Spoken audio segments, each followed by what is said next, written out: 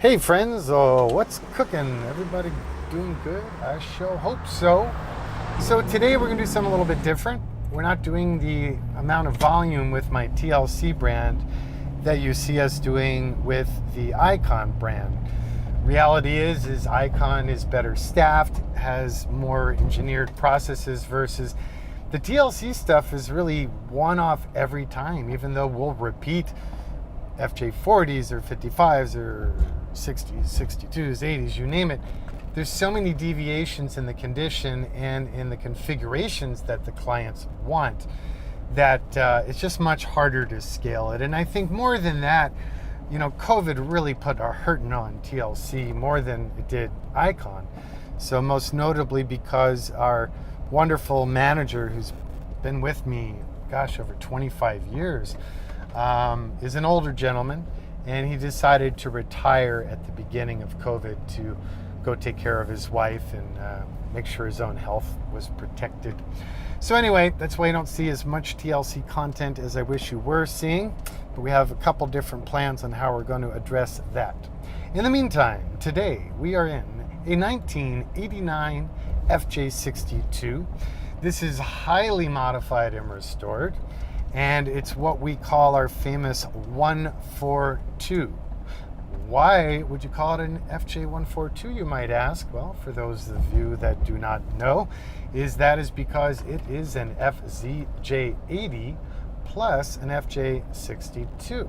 So when we do that, the ladder frame of the 80 series is much stronger and much more stable. You get coil suspension all the way around. You get four-wheel disc brakes. You get a full floating rear axle, and you just sway bars and stronger steering box that's a little bit more precise in its feedback.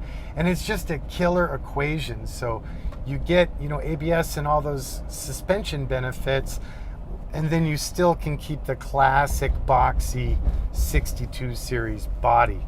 So it takes a wee bit of time. Obviously, it takes two trucks. So it's certainly not the most cost-effective approach, but it is definitely the one that has the most revolutionary impact on the way the vehicle feels when everything's said and done.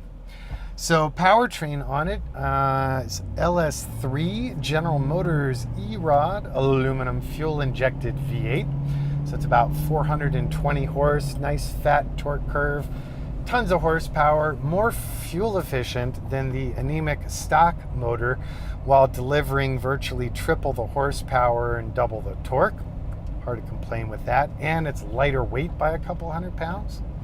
That is sending power through to a modified General Motors 4L65E automatic transmission, which is then mated to the full-time four-wheel drive two-speed FJ80 transfer case, which we fully rebuild whilst it is apart. Drive shafts are custom, axles are completely rebuilt down to the raw housings, which get powder coated. Then we upgrade all the rubber lines to stainless, and we upgrade the rotors, and then the calipers and the bearings and the knuckles and the burr fields and everything else are all OEM and fully restored components. Suspension is a combination of ARB, Old Man Emu components, married with a couple goodies from Slee Off-Road, and then the Fox Racing shocks. Really nice and smooth, great articulation, nice stance, works out well. We have the cosmetic design of this truck thematically very under the radar, very stealth, very stock. This lovely blue color is a stock blue for this series truck. The interior stayed in the same gray color group. It features probably the last of the remaining factory interior trim components. So things like the door cups behind the door handles, the dash pad, all the dash plastics are all new OEM. Then for the seats, we got rid of the factory front seats, which kind of suck, and we use the Icon seats, which are more comfortable, and in the same time, we modify the seat tracks to give you more floor track room because you're really kind of limited on the leg travel in the stock setup. We use the Icon Sport pedals just because, well, they're cool and why not? And then we use the Icon Popular Chillowich textile married to a graphite marine rated vinyl. The headliner is closer to the original you would have found on the earlier FJ60 model, 1985 and back, and meaning it's a vinyl, so you can just like 409 simple green, fantastic, whatever, wipe it down and party it on, whereas the later 86 through 90 6062 headliners were like a velour and they kind of sucked and they just collect dust, get dirty. There's really no way to clean them beyond a vacuum cleaner or wing and a prayer. Another thing that we did on this truck that we did not used to do, because we didn't used to have to do, is the electrical system. So the 60s and the 62s, pretty much all the Land Cruisers, the electrical systems are beautifully engineered and built with very high quality components. Really the only complaint we've ever had is there's an odd little glitch that occurs with the 60 and 62s where suddenly out of nowhere oil pressure dumps, gauges just go kind of nutty, and then they're fine again. It's kind of weird. The other issue is the power windows after decades of use become painfully slow. Now, usually that is your master control switch on the driver's door, which is just barely still supported by Toyota. However, we're now realizing that the inbound power is a little bit low because of how Toyota, what circuit they shared and sourced that juice from. So what that means is nowadays with age, you've got increased resistance, we're actually having more problems with them. So we finally got tired of it. For a couple times we went ahead and we redid the power feed in, but this time, I don't know, they're just getting to the age. We decided with the client's full support to go ahead and reharness the entire vehicle. So that's good because we're able to use cross-link wire, solder all the connections, and basically create a stronger, longer lasting, better system. And at the same time, that gave us the control to redesign how that power window circuit is handled. So this truck has been completely reloomed from front to back, which is far from a small task, but it really is a nice thing to do.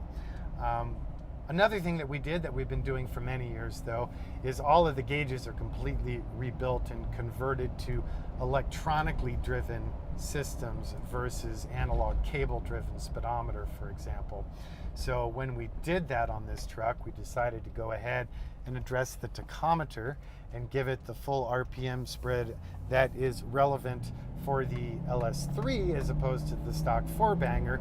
So we brought the rev line up to 6400 and all that good stuff. We also rebuilt the odometer wheel, zeroed out the odo, and put the speedo up at 140. Might be a little ambitious, but higher speed capability than the stock one, which is a bonus. We did the Icon Sun visors, which are a direct bolt in for the 60 and 62 series, and such a nice, subtle, but really enhanced utility upgrade. Back seat's dead stock. This being an 89, that means it does feature 3-point proper modern seat belts and removable headrests. That seat tucks and tumbles beautifully, much better than any new vehicle that I know of, giving you a completely flat cargo floor area, which is large enough for 2 sleeping bags, so really nice for camping, works out good. We did the custom storage compartments in the tailgate, and that creates yet more utility and cargo space in what would have otherwise been dead space. We tried out a couple new things on this truck as well, such as we've been getting a lot of requests for the Icon stainless steel super nifty center console. They really don't fit into the 60 and 62 series that well because of the location of the factory parking brake. So this is actually the first physical, after like umpteen 3D printed and cardboard prototypes, but the first physical prototype of that console. So please let me know what you think of it. Pretty expensive to make, but I think they're worth it and people dig it. You've got a removable cup holder in the front for 2 cup holders. You have a quick access area for like your phone and wallet and junk. Then you have an exterior plane that you could, as we did in the case of this truck, add things like your ARB compressor and locking differential actuator switches, seat heater switches, and then of course the padded deck, flush lock, gas shock, LED interior lighting, LED back end lighting, and it's powder coated stainless steel. So it worked out really nice. We're happy with it. We did a custom perch for it, and we're going to develop those perches potentially for the 40 series, different generations, and other classic models. Back to this truck specifically, as I briefly mentioned, we do have the carbon fiber 3-stage seat heaters, and the carpet is a dense pile cut loop marine rated carpet. There are copious, like boxes and boxes and boxes of Dynamat in this truck. So as you can see in these process photos, the headliner, the doors, the quarters, the floors, the firewall, extensively coated in sound deadener before insulation and carpet and final panels and all that good stuff. The doors are also sealed in 3M strip caulk and plastic to control any water getting into the interior and warping the panels. The panels are in-house laser cut in a marine rated fiberboard versus the crappy pizza box cardboard that the originals were. All the whiskers are new. We deleted the exterior beltline trim chrome. Looks cool, but we really did that because unfortunately Toyota doesn't seem to really care about supporting the restoration market, and they discontinued those buggers. Same with the rain gutter chrome, but kind of looks cool without it. And we did put one of the last remaining sets of the factory lower rocker chrome molding, and we also did side step, side impact, rock slider combo, 3 values in that one product. Those are powder coated. For the bumpers, we stayed very stock looking, but we did a monster stainless steel fuel tank with an in-tank sump section, pump, and baffles. That's approximately 42-gallon capacity, which meant we displaced the spare tire. Not a problem. I had seen over the years non-USA Land Cruiser solutions for doing that, none of which are available nor were ever available for this model specifically. So this is probably the 3rd generation of that idea. So I developed this, it's braced behind the stock bumper, and then it's basically the spare is braced to the chassis, not to the body, and then it's fluted, knurled shaft that's mounted, and then the carrier sleeves on top of that. So it's really nice and solid. It locks open at 90 degrees, then you pull the push pin just like you do on the Icon Design bumper systems to close it. We updated the headlights to LED. We updated the audio system to the Pioneer NEX head unit system that we've been using a lot. We did JL audio speakers because fit tip, they fit really well in 66.2, especially the front doors. They're also in the back and the cargo. Hidden amp and bass, Bluetooth audio, CarPlay, nav, all that stuff. As I mentioned before, we did keep the ABS circuit, which is lovely. We added a little indicator light that'll go on when you have a system problem with your ABS or when they're actually at work. It's on the dash there on the bottom left. Brand new OEM last set, virtually. Very expensive, hard to get. Powered stock rear view mirrors on the exterior, all new grille plastics and emblems and yada yada yada. What else? I mean, there's just so much because this is a stage 3, so I mean this is down to the raw chassis and back up again. So like the chassis is zinc primer powder coated, and then top coat black finish powder coat, as are the axles. All new steering arms and ends, rebuilt steering box. Obviously with the E-Rod engine comes, you know, all new charging, ignition, cooling, exhaust, starting, you know, so all of those accessories. Power steering pump are new. Gosh, I should probably just shut up because it just never ends. There's so much going on. Oh yeah, we also polyurea coated the underside of the body, and that's good enough.